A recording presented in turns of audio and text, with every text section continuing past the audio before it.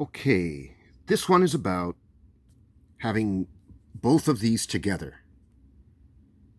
The 24 diameter and the 22 diameter circles together to show you the kind of, you might say, a unique relationship that they have with each other. You know, apart from the stuff that I've already shown, this I thought would be just a better presentation, a better format to show you the kind of relationship that they have with each other, and how that it can be of benefit in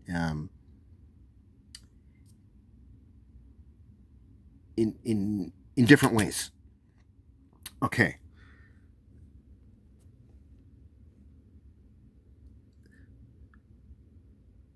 So apart from the stuff that I've talked about already in the previous videos, I think the main benefit of this format is when you have both of these together like this in this format with the 24 and the 22 diameters, this allows you to find difficult compass settings on your protractor.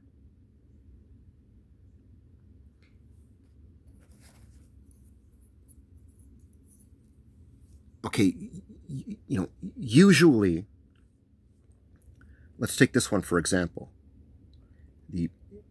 For a 7-point circle on your 24 diameter protractor, right, the standard one, to find that measurement, 51.42 degrees on your protractor, that's quite difficult. You're basically you're trying to eye that out. You're trying to get as close as you can, and then you tinker around the circle, and and you fine tune it until you finally get it.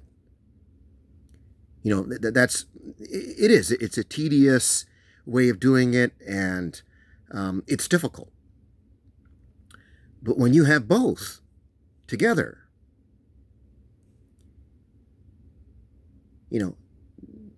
and then now that you know that 47 degrees on a 22 gives you a perfect 7,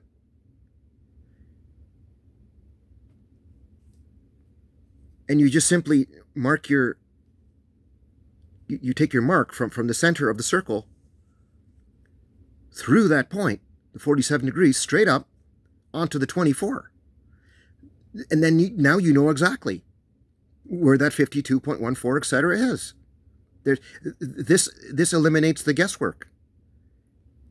It makes it easy and convenient. And it can work the other way around as well. If you're looking for a 28-point circle on a 24 diameter, you're going to be looking for this measurement here, 12.85, right, approximately.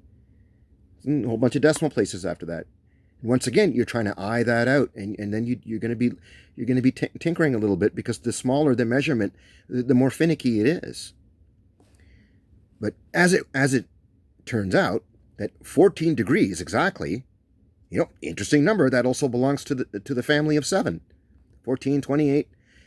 So 14 degrees exactly on your 24 diameter circle, and if you take a line from the center straight through there, it'll give you that mark on your 22, and that's going to be exactly 12.85, etc. degrees.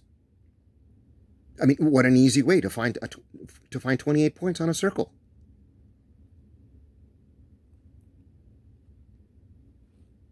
So they work both ways. So like I was saying, they have a very unique relationship with each other.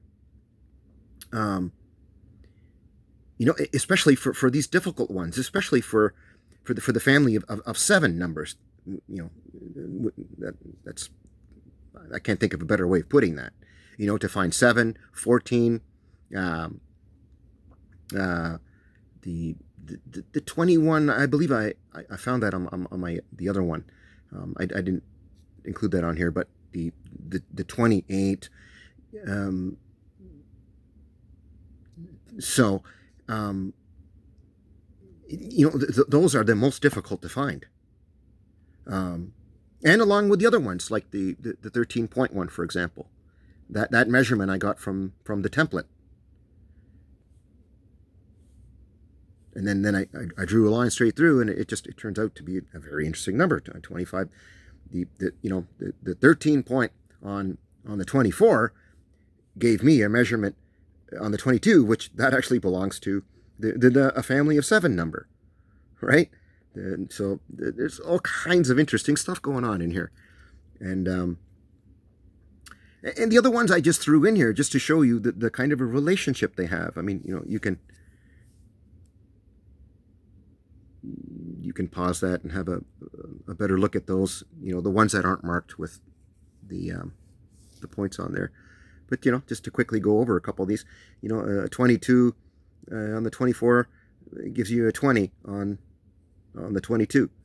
44 gives you a 40.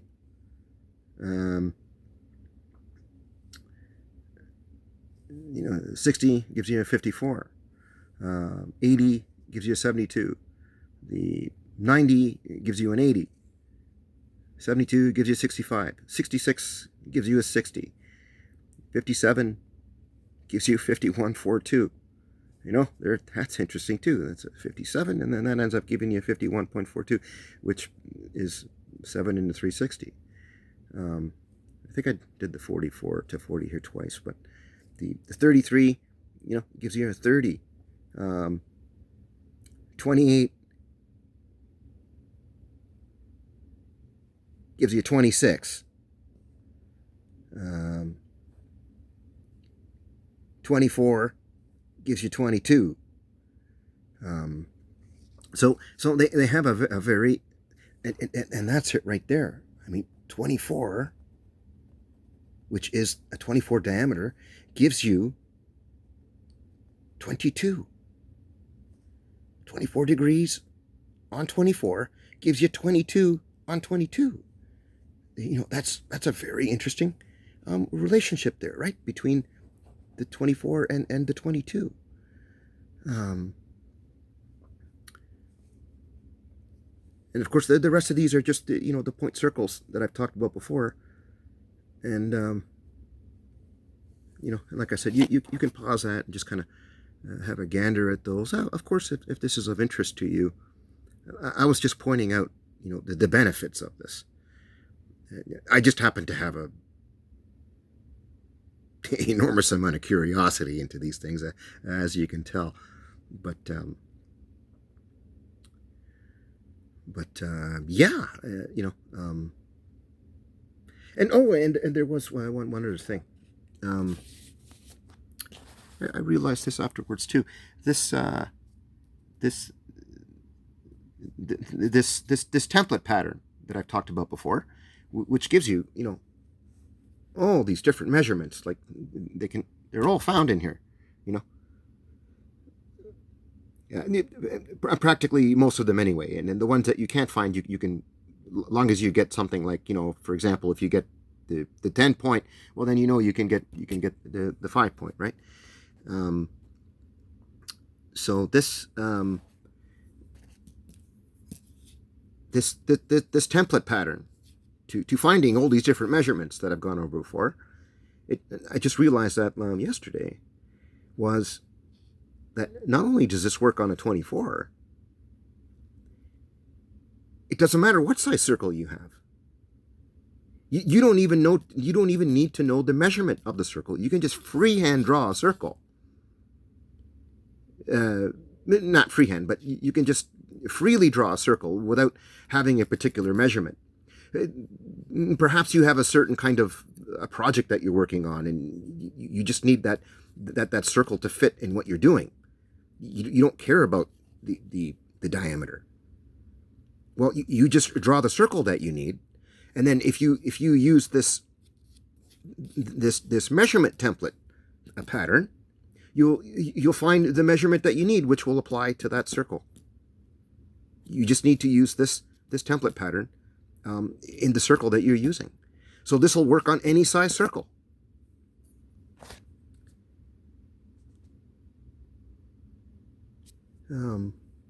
I just kind of realized that afterwards. I was like, when I first did this, I was like, oh, this is only going to work on a 24. And then I got into the whole pi thing, and then I thought about this after. I was like, oh, wow, wait a second here. This will work on anything. This will work on any size circle.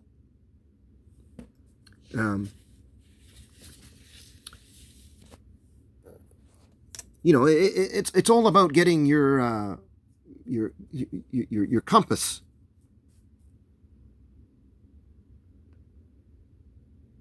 measurements, and then you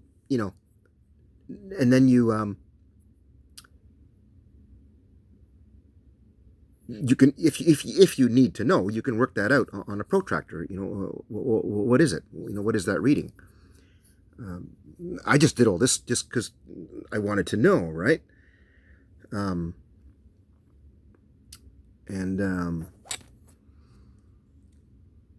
yeah, I'm not sure if I wanted to, if I have forgotten to mention anything here. Yeah, they're very interesting relationships. Like, for example, the 40 degrees on a 24 diameter, as you know, gives you a perfect 9 points. And that is 36 degrees on a 22, right? Which the 36 normally gives you a 10 point on a 24, but 36 gives you a 9 point on a 22.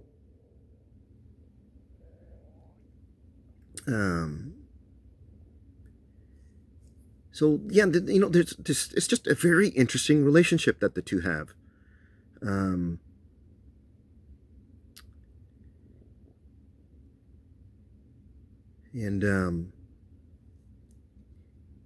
There's some really interesting stuff going on here.